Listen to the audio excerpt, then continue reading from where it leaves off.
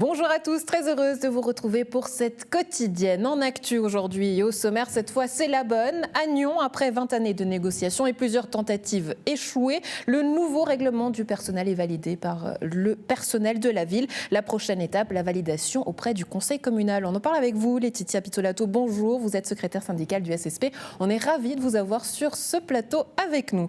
En sport, de retour des deuxièmes championnats du monde, Candide Pralon est revenu dimanche. Il nous parle de ses courses. Résultat 8e en place en relais et 48e sur les 15 km en skating. Bonjour Candide, on est ravis de vous avoir également sur ce plateau. Enfin, en culture, on va monter sur scène avec un spectacle, le 75e anniversaire et le 75e gala de l'école de musique de Nyon qui vous donne rendez-vous au Théâtre de Maran les samedis 18 mars et dimanche 19 mars. Avec nous pour en parler, Monique et Jean-Claude. Bonjour à vous, on est ravis de vous avoir également sur ce plateau qui sera et se terminera en musique avec vous. De ton côté, Alexandre, que fais-tu aujourd'hui? Où es-tu? Salut Andrea, eh bien je suis au bord du lac, mais comme tu vois, il fait très mauvais temps. Par contre, il fait chaud dans nos cœurs, puisque je vais te parler de racisme à l'occasion de la semaine contre le racisme. Tu as vu ces cabines? Eh bien, dans cette cabine, nous avons Christiane Piazzini, bonjour, accompagnée de Benzo, bonjour, voilà, qui sont donc délégués à l'intégration pour la ville de Nyon et qui sont donc responsables notamment de ces petites cabines qui nous aident à sensibiliser la population au racisme systémique. Alors, je vais me mettre un peu à l'abri parce que là, il pleut très fort. Mais après, on va décrypter ces cabines ensemble et savoir pourquoi elles sont là et qu'est-ce qu'elles veulent nous dire. Voilà, à tout à l'heure. À tout à l'heure, Alexandre. Nous, j'avoue, on est au chaud, on est bien. J'espère que vous n'allez pas vous envoler d'ici là. Allez, courage, moussaillon. À tout à l'heure. Laetitia Pitolato, je vous en prie, venez me rejoindre sur ce plateau. Vous êtes secrétaire syndicale pour le SSP Vaud. Cette fois, c'est la bonne, je le disais à Nyon. Le nouveau règlement du personnel passe la rampe et est validé par le personnel de la ville. Accepté à 70%, le texte rassemble désormais le syndicat des services publics, la municipalité et les membres de l'administration. Laetitia Pitolato, bonjour. Bonjour. On est ravis de vous recevoir. Alors ça y est, après 20 ans de négociations, on l'a dit, et plusieurs tentatives échouées, le bras de fer entre vous et la ville est terminé ? Oui, alors on est arrivé effectivement à un projet commun qu'on a pu proposer au personnel en Assemblée Générale hier. Assemblée Générale qui était très suivie et avec un vote à 70% de oui. Oui, on peut le comprendre, parce que c'est vrai que ce vote était attendu, ce texte aussi, ce rassemblement également. Si on reprend l'histoire, c'est quand même 20 années de négociations, des manifestations, une crise administrative, beaucoup de souffrance. Oui. On a envie de dire tout ça pour en arriver là. Alors oui, tout ça pour en arriver là. Alors pour arriver à quoi? Aujourd'hui, je pense qu'on part avec un règlement qui est doté d'outils qui vont nous permettre, nous, d'accompagner le personnel pour faire respecter les droits du personnel, garantir la protection de la personnalité, de la santé, avec aussi des acquis en termes de temps de travail, de vacances. Donc je pense qu'on est arrivé à un texte qui est équilibré et surtout qui tient compte, et là on a dû travailler dessus jusqu'au bout, qui tient compte quand même de cette crise.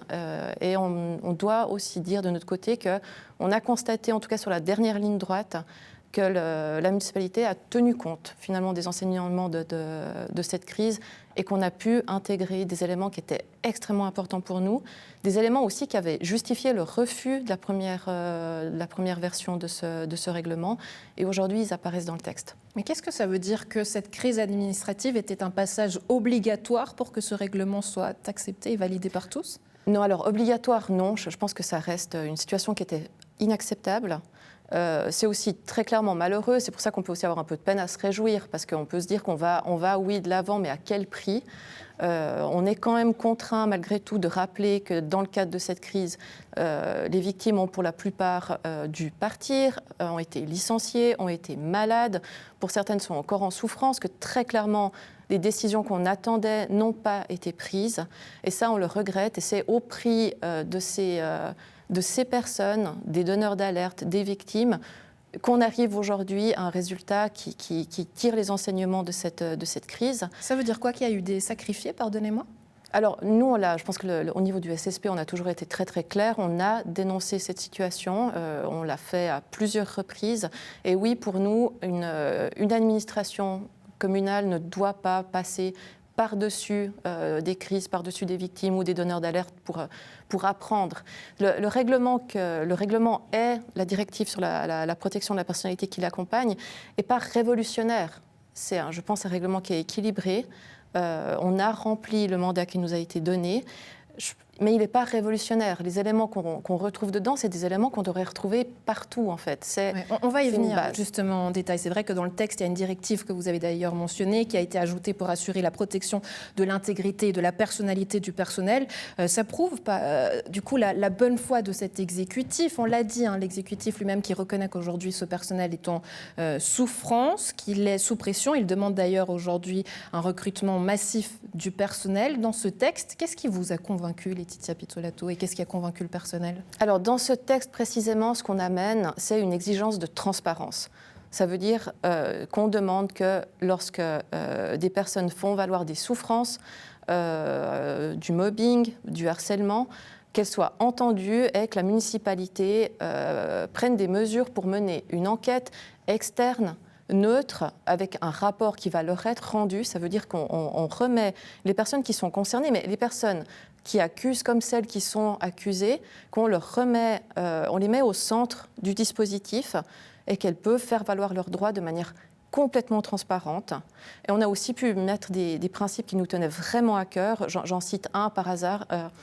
Le fait que lorsqu'une personne est reconnue victime d'agissements hostiles, d'atteinte à sa personnalité de la part d'un autre collaborateur ou d'une autre collaboratrice, peu importe les mesures qui sont prises, c'est la victime qui est maintenue à son poste et la personne qui a porté atteinte, même si elle est très importante, même si elle est compétente, quoi qu'on peut discuter de la question de la compétence qu'on a ce type d'agissement, c'est cette personne-là qui va être déplacée si on doit les séparer.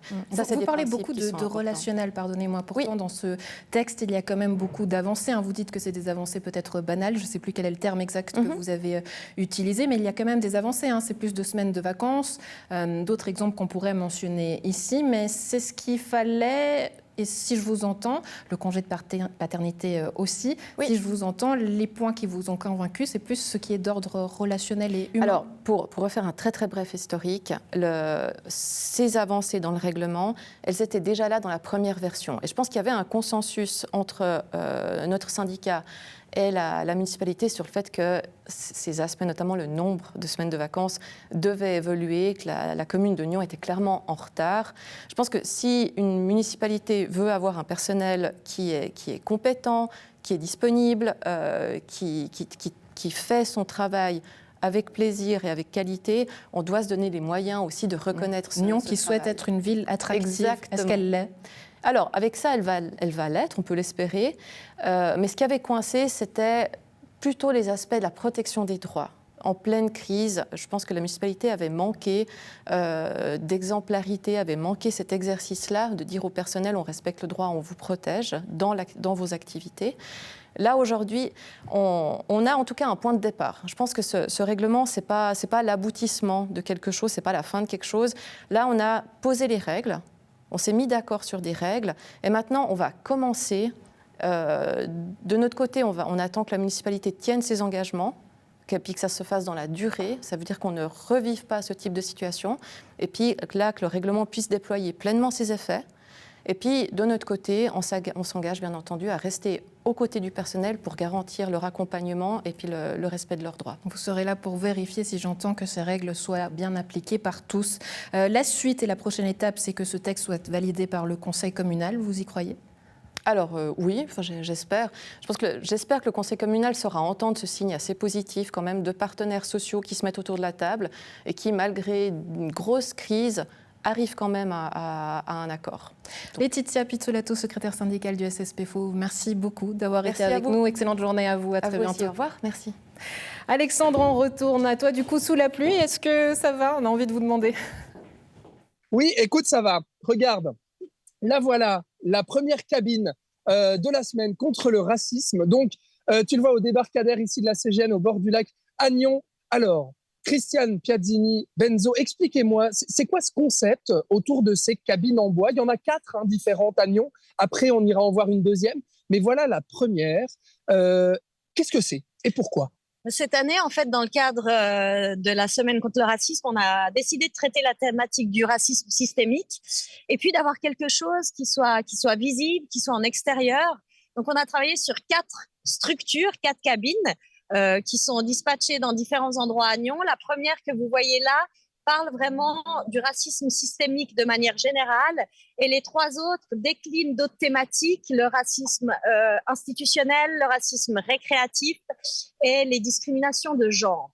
Et à chaque fois, en fait, on a travaillé sur l'intérieur avec des livres, avec un QR code qui vous ramène à des enregistrements de chansons et de textes.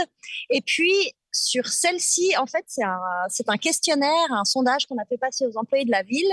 Et certains des résultats Alors, sont je m'approche. visibles. Alors, d'accord. Qu'est-ce qu'on voit sur ces résultats? Commentez-les, Christiane, justement. Qu'est-ce que ça veut dire? Alors, la première question, c'était si vous avez été témoin de racisme systémique, qu'avez-vous fait? Et puis voilà, il y avait ces 5 réponses possibles. Peur d'intervenir, manquer de répartie, des personnes qui sont intervenues, pas réalisé ou je me suis sentie concernée. Et juste à gauche, vous avez les pourcentages. Et donc, on voit que globalement, presque majoritairement, eh bien, les gens sont intervenus quand même. Majoritairement, les gens semblent être intervenus et on se rend compte par contre que personne ne s'est pas senti concerné, ce qui est assez rassurant. Ouais. Benzo, j'aimerais vous demander, ces cabines en bois, justement, est-ce qu'elles peuvent réellement lutter contre le racisme? Est-ce qu'on peut lutter vraiment contre le racisme avec ce type de dispositif? Alors, oui, alors il faut savoir que tous les ans, il y a la semaine contre le racisme qui dure une semaine. Nous, on a voulu le mettre pendant un mois. Ça veut dire qu'on a commencé déjà en début du mois et ça va finir à la fin de ce mois-ci. Et du coup, oui, ça lutte parce qu'il y a pas mal de gens qui s'intéressent, qui se posent des questions, ne serait-ce que on a des débats avec des écoles, des élèves, notamment de Nyon-Marans, ou bien des plus grands avec des gymnasiens aussi. Et donc, ça ouvre le débat. Et ce qui ouvre le débat, c'est toujours positif. Ouais, donc ouvrir le débat, c'est le but. Donc, entre les familles, entre les amis, c'est vrai, quand on se balade au bord du lac, ici, on voit ce type de cabine. Alors, visitons la suite ensemble. Deuxième pourcentage. Je ne sais pas, Benzo, est-ce que vous pouvez me commenter ce deuxième camembert? Ouais. Voilà. Si vous avez été victime de racisme systémique, qu'avez-vous fait déjà? Est-ce qu'on peut préciser ce que c'est le racisme systémique? Oui, je vais laisser Christian. Alors, Christiane, qu'est-ce que c'est le racisme Le systémique? racisme systémique, comme son nom l'indique un petit peu, c'est quelque chose d'assez insidieux qui est vraiment inscrit dans un système, qui vient de notre culture, qui vient de ce qu'on nous a appris et qui est souvent inconscient. Je parle du racisme récréatif, par exemple, faire des blagues qui sont parfois plutôt malvenues. Et donc, c'est quelque chose qu'il faut absolument déconstruire. Je pense que tout le monde en fait à un moment ou à un autre, mais ce qui est extrêmement important, c'est de s'en rendre compte et d'arriver à déconstruire ces comportements-là.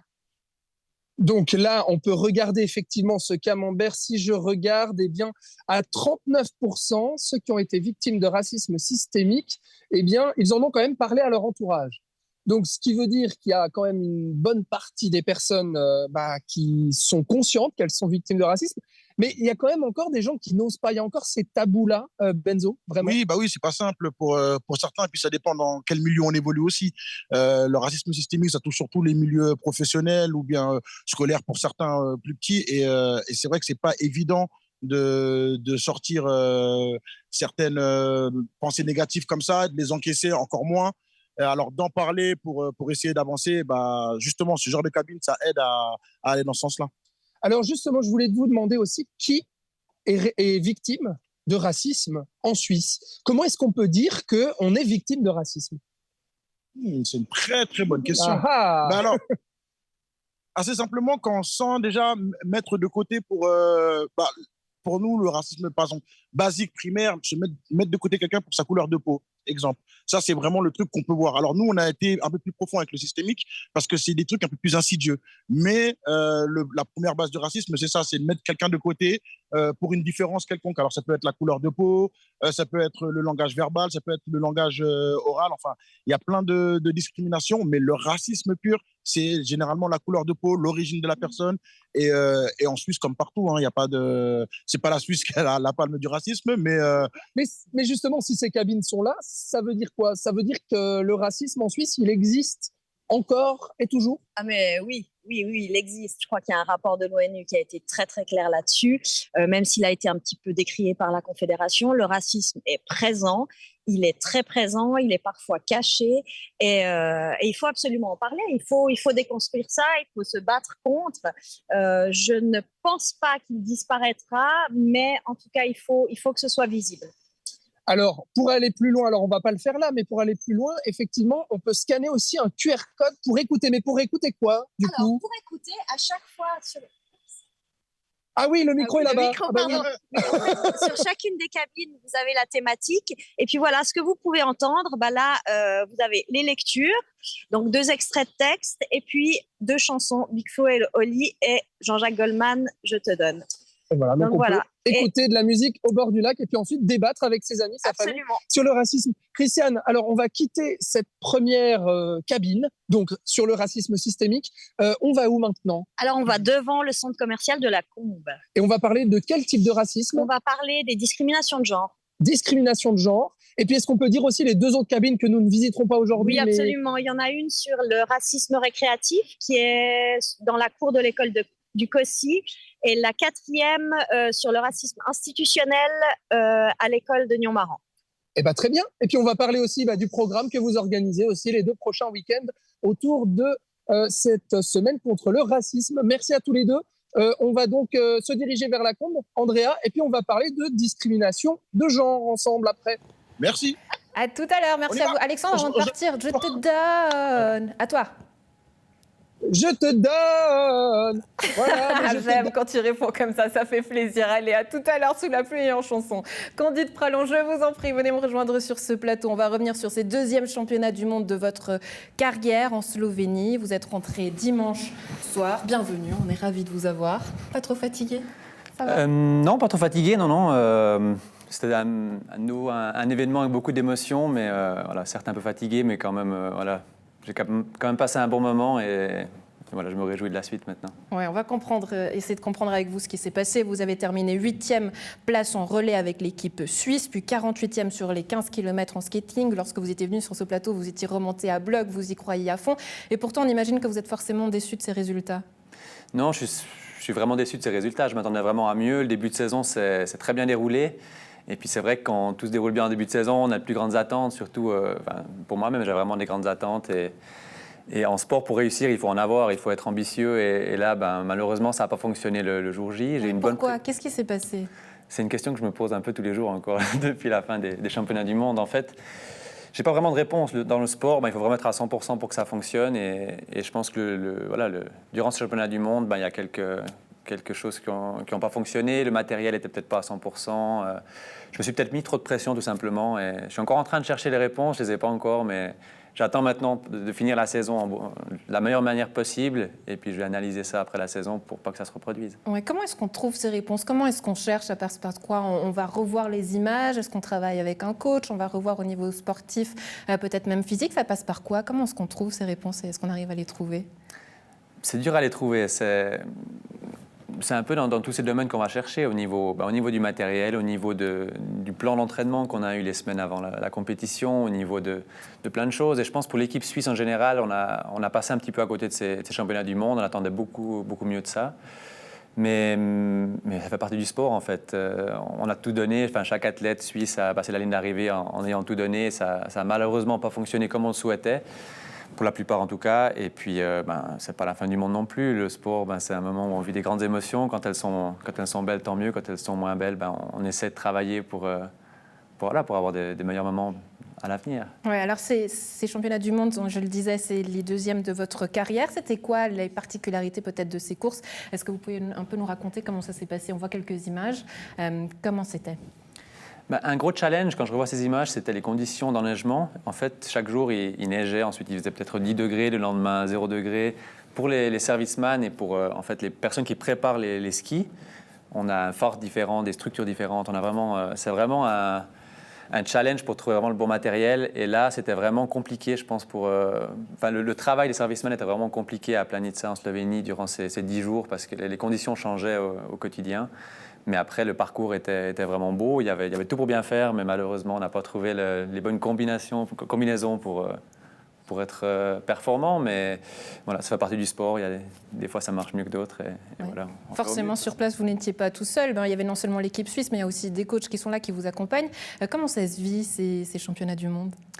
Mais en fait, là, à Planica, on s'est retrouvé dans un hôtel, l'hôtel des Suisses, en fait, où on était une dizaine d'athlètes avec un staff énorme, en fait. Sur ces événements, on a plus d'accompagnants que d'athlètes, au final. Et c'est un peu une famille, la famille du ski de fond suisse qui est dans cet hôtel où on fait au mieux, on se revoit après chaque course, on débriefe, on est un peu dans notre bulle, en fait. On se rend compte, en rentrant de ces championnats du monde, que pendant 10 jours, ou même plus, parce que pendant la préparation, pendant 1 mois, on était dans notre bulle et on a un peu zappé tout ce qui se passe à côté, et ensuite on rentre à la maison et on voit qu'il y a d'autres choses qui se sont déroulées entre-temps, et puis ça nous permet aussi de relativiser ce qui s'est passé là-bas, et puis ça nous permet de garder le sourire quand même. Ouais. La suite à préparer également, puisqu'il reste des épreuves de Coupe du Monde encore. Est-ce que là, vous allez les aborder positivement, et comment justement les aborder? Je me réjouis vraiment. Là, je pars demain pour la dernière tournée en Scandinavie, en Suède et ensuite en Finlande, et je vais vraiment essayer de donner le meilleur de moi-même encore sur ces courses. Là, jusqu'à présent, le circuit de la Coupe du Monde s'est bien passé. Entre-temps, il y a eu les championnats du monde qui sont mal déroulés, mais j'aimerais vraiment finir la saison comme je l'ai commencé et pouvoir tout donner. C'est mon objectif, sans trop réfléchir, sans me prendre la tête, et puis essayer de profiter un maximum. Et puis, Ça veut dire quoi? Que peut-être l'objectif est moins précis, on se fixe moins un positionnement dans le classement, dans le temps? Je pense qu'après les championnats du monde, j'ai quand même pris un coup sur la tête, et j'ai moins envie de me fixer vraiment un objectif précis, mais vraiment envie d'y aller aux sensations, de tout donner, et puis sans se prendre la tête. Et c'est souvent comme ça que ça fonctionne le mieux, en tout cas de mon côté. Candide Pralon, merci beaucoup en tout cas d'avoir été avec nous, d'être venu nous raconter ce voyage, ces championnats du monde, et puis on est derrière vous. On se réjouit que vous nous racontiez la suite et que vous reveniez sur le plateau. À très bientôt. Merci. Au revoir. Alexandre, est-ce que tu es en route? Est-ce que tu es arrivé sur place ou toujours pas? Et est-ce qu'on continue l'émission? Je te donne. Ok, alors je crois qu'il n'est pas prêt. Donc on va terminer en musique, vu qu'on a donné quelques notes avec nos invités suivants. Monique Léopoldov, Jean-Claude Blore, je vous en prie, venez me rejoindre sur ce plateau. Ça discute derrière, dis donc. Mais ça rigole, en bonne humeur également. On va parler de l'école de musique de Nyon qui va présenter un joli gala à l'occasion de ses 75 ans. Ça aura lieu au Théâtre de Maran les 18 et 19 mars. Bonjour, bienvenue. On est ravis de vous avoir. Alors Monique, vous êtes l'initiatrice du spectacle, ça s'appelle Magic EMN. Expliquez-nous comment il est né. Alors, il est né de l'envie d'avoir toute l'école sur scène. Allez, hop, on prend les 260 élèves, on les prend du plus petit. 260 élèves, 20 professeurs, et tout ça en musique et en chanson. Voilà, alors du plus petit de 4-5 ans jusqu'au plus grand de 20 ans, nos 2 orchestres, nos corps de tambour, notre ensemble de percussions, notre classe de guitare, des pianistes, et surtout les 100 élèves de solfège et les 50 d'initiation. Alors, pourquoi ? Mais parce que moi, dans cette école de musique, je suis doyenne des cours théoriques et il me tient à cœur de remettre du sens entre la théorie et la pratique. Donc, quoi de mieux qu'un spectacle pour mélanger tous ces élèves, que les plus petits puissent imaginer quels vont être leurs objectifs, pourquoi ils font de la musique, et puis expérimenter aussi la scène. Donc, ce spectacle, il est construit autour de cette interactivité entre les grands et les petits. Les grands vont accompagner les petits qui vont faire des chansons et les petits vont aussi faire des chorégraphies sur les grands. Ouais, le but, c'est de mettre finalement tout le monde ensemble et de réunir tout le monde autour de la musique. Jean-Claude Blore, on entend beaucoup parler de ces 75 ans de l'école. C'est finalement un anniversaire qui se fait tout au long de l'année. Pourquoi est-ce qu'il a autant d'importance ? Il a pas plus d'importance que les autres années, mais c'est quand même 75 ans, c'est une belle histoire. 1948, la création de l'école de musique par la fanfare de Nyon. Après, l'école est devenue indépendante, mais on est quand même lié avec nos sociétés. Et puis, on voulait marquer, on aime bien marquer tous les temps de temps. Alors, il n'y a pas un chiffre, ça peut être 70. On a fait 70, on fait 75. Puis, ça dépend toujours des forces vives qu'on a sur le moment et de l'envie du moment. Et puis, le 75 ans, on voulait le marquer comme il faut, quoi. Ouais. On avait les envies, les passions, les gens passionnés comme Monique avait envie de faire un projet. On a d'autres projets qui sont en cours pour l'année qui suit. Donc, voilà. Ouais, et on voit derrière vous ces images que nous a envoyées Michel Boyer, qui est créateur et metteur en scène et qu'on salue ici. On voit ces répétitions qui ont lieu. Comment ça se passe, Monique ? Oui, c'est absolument incroyable parce que Michel, il a réussi à trouver plein de stratégies pour aussi occuper les plus petits. Il les met en scène, il les habille, il a déniché 150 costumes pour faire de ce spectacle quelque chose d'absolument magique. Et il a aussi eu l'idée de créer des groupes qui s'essayent à des performances théâtrales. Notamment, on a 15 élèves qui vont interagir avec la magicienne, le rôle central de notre spectacle, qui leur a aussi donné C'est un peu sa patte à lui, à Michel, parce qu'il est connu dans la région, notamment pour créer plusieurs spectacles et les mettre en scène dans la région. Qu'est-ce qu'il a apporté de plus? C'est finalement jouer de la musique, mais la jouer sur scène. Vous le voyez comme ça, Jean-Claude? De Michel, Ouais. par rapport à ce qu'il a apporté à l'école, il a apporté son expérience, sa motivation. Il s'engage à 200 à l'heure dans ce projet. Et puis, je pense que c'est un sacré challenge, comme l'a dit Monique, parce que... Qu'est-ce que ça apporte, pardonnez-moi, aux élèves, que finalement, on ne vienne pas seulement sur scène pour jouer, mais qu'on vienne interpréter quelque chose réellement? Alors, il y a un côté magique quand on est sur scène, mais que ce soit un spectacle, que ce soit un concert. Quand on a, par exemple, Marran, et puis qu'on a ces 450 spectateurs dans la salle, puis qu'on est sur scène, puis qu'on doit partager ce moment avec un public, c'est juste magique. Donc, je pense pour les élèves, tout le travail qu'il y a derrière, de travail de l'instrument, de préparation, et puis encore avant d'apprendre l'instrument, de le maîtriser, et puis qu'après de pouvoir l'utiliser comme langage musical, c'est juste un moment magique. Alors, il y a les concerts qu'on fait chaque année, mais un spectacle, c'est encore plus magique parce qu'il y a des acteurs, on rentre, on sort, il y a une interaction, il y a quelque chose qui est encore plus puissant qu'un concert, je dirais, parce qu'il y a une histoire. D'un bout à l'autre, il y a une histoire et on amène à quelque chose. Derrière, on a fait aussi un kiosque à musique. Donc, je voyais tous ces jeunes qui regardaient avec des yeux comme ça, parce qu'il y avait les micros, il y avait Jean-Marc Richard, il y avait... Eh bien, c'est une aventure. Et c'est une aventure qu'on aime bien faire partager à nos jeunes, parce que ça fait partie de l'école, de l'apprentissage, de la vie de l'école, de l'expérience. Et puis Michel, il amène ce petit plus avec une mise en scène, un petit côté magique, tous ces petits-enfants qui courent un peu partout. Donc, c'est juste génial. Ouais. C'est juste super d'avoir ça. Ça donne envie, en tout cas. Est-ce que c'est un langage et une histoire qui parle à tout le monde? Parce qu'évidemment, 200 élèves, ça fait beaucoup de parents. La salle est comble, on l'imagine. Mais est-ce que vous arrivez finalement à convaincre le public de vous rejoindre? Et est-ce que ce public nyonnais ou du district même, il s'intéresse aujourd'hui à la musique de manière générale? Alors, on peut dire ça, les gens répondent présents avec beaucoup d'intérêt et saluent en fait cette démarche audacieuse qui est de mettre ensemble 260 élèves, comme on l'a dit, de 5 à 20 ans. Et ça pose des sérieuses problématiques au niveau de l'organisation des horaires, parce que certains doivent se coucher à 19h, d'autres reviennent du travail ou des études vers 18h. Donc, on a cette expérience qui va, je pense, en plus... C'est toute la région finalement qui se met autour de ce spectacle, parce que les professeurs aussi des écoles doivent être consolidants. Mais vous avez raison, et l'implication des parents aussi dans ce spectacle, c'est quelque chose à laquelle je n'avais pas pensé au départ, mais on a beaucoup de parents qui se sont annoncés pour encadrer les élèves, qui doivent mettre des costumes, qui doivent se déplacer, qui doivent se changer, qui doivent monter sur scène, qui doivent simplement être aux portes pour les ouvrir, pour laisser passer les jeunes qui vont arriver en colonne. Mais ce que j'aimerais ajouter quand même sur ce spectacle, ce qui va être absolument fascinant pour les jeunes, c'est la mise en lumière de Michel, qui en plus rajoute aussi des vidéos, et puis qui fait une mise en scène, mais à la seconde près, avec des gens qui vont donner des top départs depuis la scène, depuis les coulisses. C'est une expérience unique. Ouais, quelque chose de très professionnel. Rendez-vous donc les 18 et 19 mars au Théâtre de Marran. Ça s'appelle Magic EMN. Merci beaucoup d'avoir été avec nous. Une très belle journée à vous et on se réjouit du coup de vous retrouver sur scène. Merci. Alexandre, ça y est, je crois que tu es en place. Il est allumé? Oui, regarde, je suis devant donc le centre commercial Lacombe. Voici donc cette autre cabine. Je suis donc toujours avec Christiane Piazzini, donc déléguée à l'intégration pour la ville de Nyon, et je suis avec Céline, qui est donc la scénographe. Bonjour Céline. Bonjour. Scénographe donc de ces cabines en bois pour la semaine contre le racisme. Céline, comment est-ce que vous avez imaginé ces cabines? Comment s'est fait le travail? Alors, du coup, j'ai été mandatée par la CISEN pour pouvoir faire ces cabines qui devaient durer pendant 1 mois dans l'espace public. Et l'idée, du coup, c'était de lutter contre le racisme systémique à travers ces cabines. Donc, l'idée, c'était de savoir comment est-ce qu'on pouvait